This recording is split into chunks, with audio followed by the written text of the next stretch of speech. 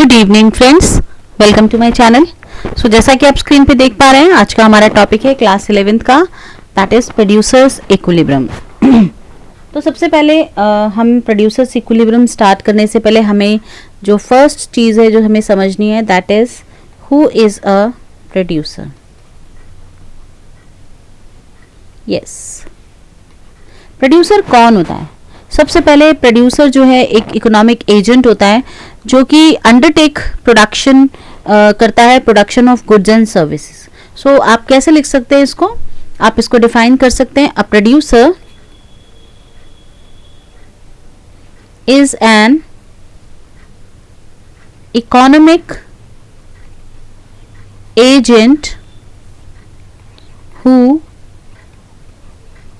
undertakes production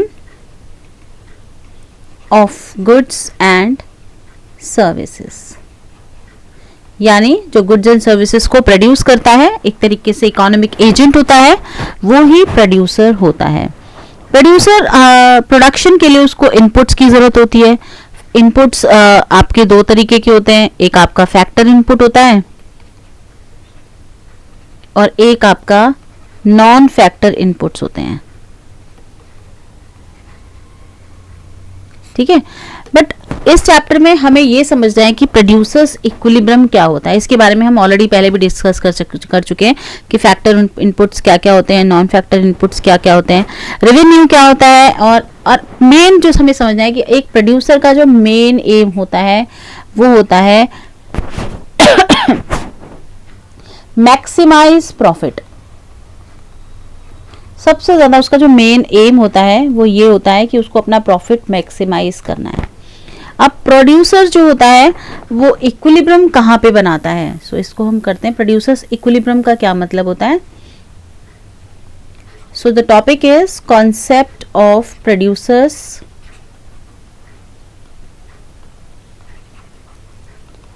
equilibrium. ये हम पहले भी पढ़ चुके हैं एक तरीके से, consumer equilibrium where consumer get maximum satisfaction. So producers equilibrium क्या होता है? Where producer get maximum profit. So आप किस तरीके से डिफाइन करेंगे producer equilibrium?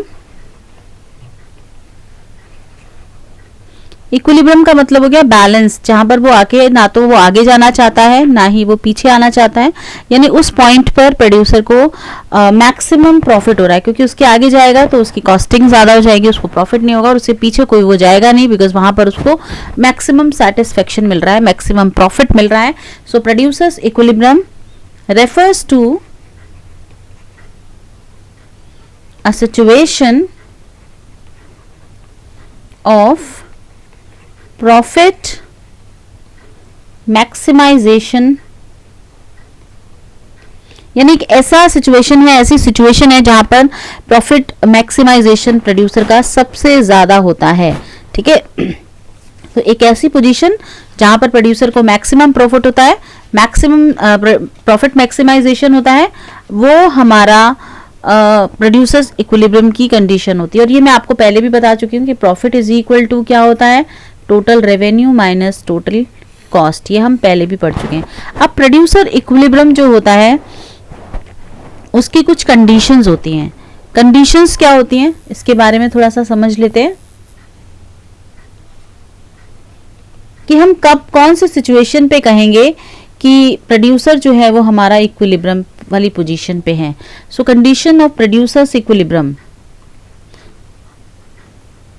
Condition of producers equilibrium का मतलब हो गया कि जब ये दोनों कंडीशन सेटिस्फाइड होंगी तभी आपका प्रोड्यूसर माना जाएगा कि वो एक मैक्सिमम प्रॉफिट वाली सिचुएशन पर आ गया है। तो वो दो कंडीशन क्या होती है? First of all, MR is equal to MC, यानी मार्जिनल रेवेन्यू जो है वो इक्वल टू मार्जिनल कॉस्ट होना चाहिए, तब प्रोड्यूसर इक्विलिब्रियम वाली कंडीशन पे आ जाएगा। सेकेंड पॉइंट, MC यानी marginal cost should be rising when MR is equal to MC। यानी अगर आपका जो मार्जिनल कॉस्ट वाला जो कर्व है, वो मार्जिनल कॉस्ट जब आप बना रहे हैं, लिखेंगे, आप टेबल कैलकुलेट करेंगे, तो it should be rising when MR is equal to MC। और इसको ज्यादा आप अच्छे से तब समझ पाएंगे जब आप अभी एक टेबल और एक डायग्राम बनाएंगे। यानी ये दोनों कंडीशन जो है वो सेटिस्फाइड होनी बहुत जरूरी होती हैं। सो अब हम एक टेबल के थ्रू समझते हैं किस तरीके से हम इसको कैलकुलेट करेंगे। आपको पूरा का पूरा ये दोनों चीजें करके दिखानी पड़ेंगी, किस तरीके से आपको आप जो है वो उसमें MR कैलकुलेट करोगे, किस तरीके से मार्जिनल कॉस्ट कैलकुलेट करोगे, और फिर उसके बाद आप जो है इसमें पूरा बताएंगे कि कहाँ कहाँ पर प्रोड्यूसर्स इक्विलिब्रियम बन रहा है। सो हम एक क्वेश्चन ले लेते हैं। दिस इज क्वांटिटी, इसको हम MR/MC अप्रोच भी बोलते हैं, marginal revenue marginal cost approach. Quantity, question में आपको टोटल रेवेन्यू गिवन है, टोटल कॉस्ट गिवन है। So quantity is 0, 1, 2, 3, 4, 5, 6 and 7. Total revenue is 5, 10, 15, 20, 25, 30 and 35. Total cost is 5, 7, 10, 12, 15, 23, 33, 40. So first of all, because ये MR/MC approach है, so first condition हमारी क्या थी, MR is equal to MC होना चाहिए। दूसरा, MC must be rising, MR/MC के बाद MC मस्ट बी राइजिंग। ये थी हमारी दो कंडीशंस। तो सबसे पहले हम MR और MC कैलकुलेट करेंगे। टोटल रेवेन्यू से मार्जिनल रेवेन्यू कैलकुलेट होगा, टोटल कॉस्ट से मार्जिनल कॉस्ट कैलकुलेट होगा। सो फर्स्ट ऑफ ऑल आप ये देखेंगे कि टोटल रेवेन्यू जो है वो आपका जो है वो क्या दे रखा है, 0 है। तो ये आपका मार्जिनल रेवेन्यू क्या आ जाएगा, now marginal revenue is 5, now 5, 5, 5, ये आपका कॉमन 5 आ जाएगा। Now marginal cost, now marginal cost is, marginal cost भी आप निकालेंगे। Now 2, then 3, then 2, then 3, then आपका आ जाएगा ये 8, then 10 and then आपका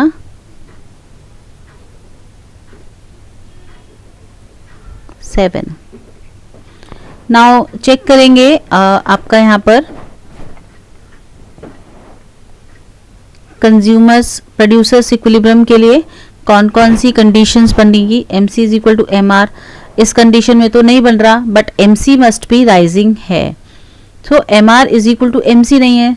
सो इस तरीके से आपने यहाँ पर एक टेबल कैलकुलेट किया और आपका ये बन गया MR/MC, इस तरीके से आपने कैलकुलेट किया, ठीक है। बट इसके बाद अगर हम बात करें कि न्यूमेरिकल के बाद इस रिलेशन को कैसे करेंगे, सो हम बात करते हैं इसको पूरा डायग्राम के थ्रू कैसे समझेंगे, वो हम यहाँ पर समझते हैं। एक और एग्जाम्पल लेते हैं इसके लिए।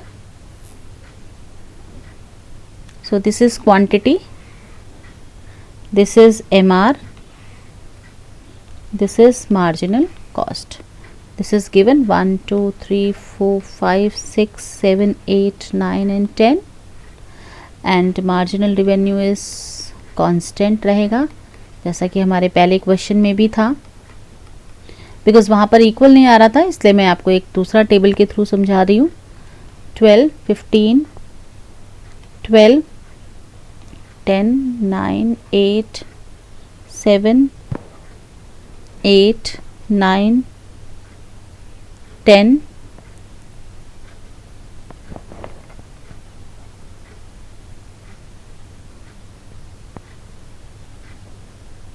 12, ये हो गया आपका। एंड देन हम यहाँ पर भी ले लेते हैं इसको, दैट इज 15।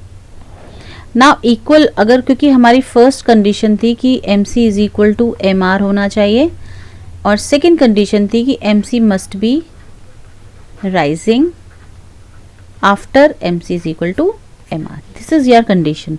सो हम देख पा रहे हैं कि हमारा जो इक्विलिब्रियम बन रहा है, यानी M C is equal to M R तो यहाँ पर भी है, और M C is equal to M R आपका यहाँ पर भी है, ठीक है। बट अब प्रोड्यूसर्स इक्विलिब्रियम दो जगह तो बन नहीं सकता। तो अब यहाँ पर हम देखेंगे फर्स्ट कंडीशन के बाद will move on to next condition, that is M C must be rising. तो हम देखेंगे क्या इसके बाद एम सी राइज हो रहा है, नहीं हो रहा। सो यहाँ पर प्रोड्यूसर्स इक्विलिब्रियम नहीं बना रहा है। इसके आगे भी प्रोड्यूसर्स जो है प्रोडक्शन कर रहा है, और उसके आगे भी उसका जो है कंटिन्यू अपना प्रोडक्शन कर रहा है। सो इसके आगे जब वो पहुंचता है तो यहाँ पर भी वो M C is equal to M R दिखा रहा है। तो इसके आगे देखेंगे कि क्या एम सी राइज हो रहा है प्रोड्यूसर्स इक्विलिब्रियम के बाद। तो हम देख पा रहे हैं यस, एम सी 12 से 15 हो रहा है। सो अगर हम यहाँ पर लिखेंगे तो किस तरीके से लेंगे, producers will be equilibrium at 10 unit because both the conditions are satisfied here, both the conditions are satisfied। तो पहले वाले क्वेश्चन में हमारी ये कंडीशन सेटिस्फाइड नहीं हो रही थी, इसी वजह से मैंने आपको ये दूसरा न्यूमेरिकल के थ्रू मैं आपको समझा रही हूँ कि क्वांटिटी आपकी ये हो गई, this is M R, this is M C marginal cost. पहली कंडीशन हमारी कहती है कि M C is equal to M R होना चाहिए। So M C is equal to M R हो गया आपका, एंड देन इसके बाद आपको यहाँ पर गिवन है M C is equal to, लेकिन उसके बाद जो हमारी सेकंड कंडीशन है वो यहाँ पर सेटिस्फाइड नहीं हो रही। सो हमने यहाँ पर प्रोड्यूसर्स इक्विलिब्रियम यानी सेकंड यूनिट पर प्रोड्यूसर्स इक्विलिब्रियम नहीं बन रहा।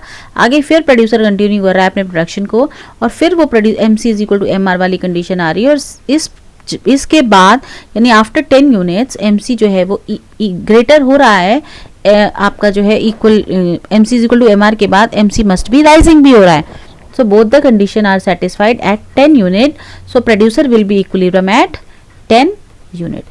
So ये आपको पूरा इसमें इस तरीके से लिख के दिखाना पड़ेगा, और इसके साथ कुछ न्यूमेरिकल्स भी आते हैं, इसमें हम डायग्राम भी बना सकते हैं। तो जो आपका कुछ डायग्राम बनकर आएगा वो कुछ इस तरीके से आएगा। मैं इसको यहाँ पर क्लियर करके आपको दिखाती हूँ।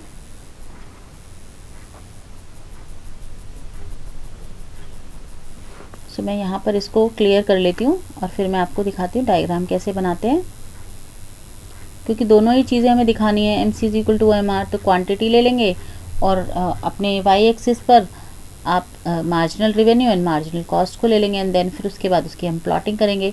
मार्जिनल रेवेन्यू तो आपका कांस्टेंट है, वो तो पैरेलल टू फिर आपका एक्स एक्सिस ही आ जाएगा, क्योंकि A R is equal to M R, ये हमने परफेक्ट कॉम्पिटिशन में कंडीशन पढ़ी थी। सो अब हम इसको बनाते हैं।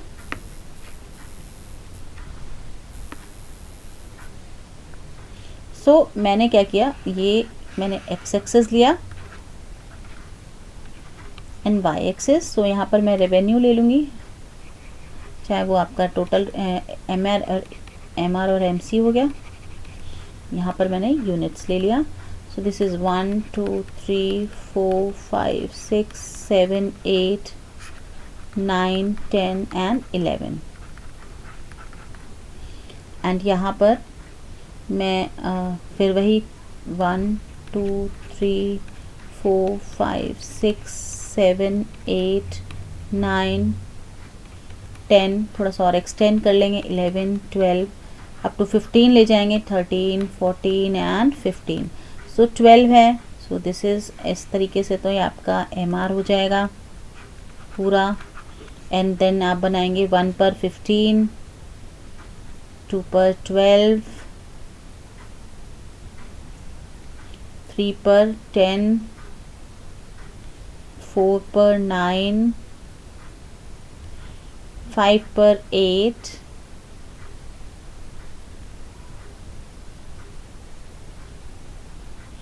6 पर 7, देन अगेन 8। तो ये कुछ इस तरीके से बनकर आएगा, 8 देन फिर 9 फिर 10 फिर 12 एंड देन 15। सो ये इस तरीके से बन के आएगा।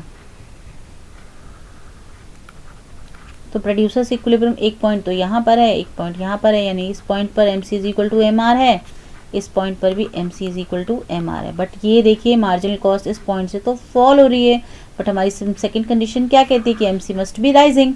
सो इस पॉइंट के बाद आपका एम सी जो है वो राइज होना शुरू हो रहा है। So producer will be equilibrium at 10 unit, that is this. तो इस तरीके से आप अपने क्वेश्चन को करेंगे। इस चैप्टर में केवल यही एक अप्रोच है, marginal cost and marginal revenue approach. So आज के लिए बस इतना ही। Thank you very much. अगर आपको मेरी वीडियो पसंद आती है तो प्लीज़ लाइक शेयर सब्सक्राइब ज़रूर कीजिएगा मेरे चैनल को। Thank you very much.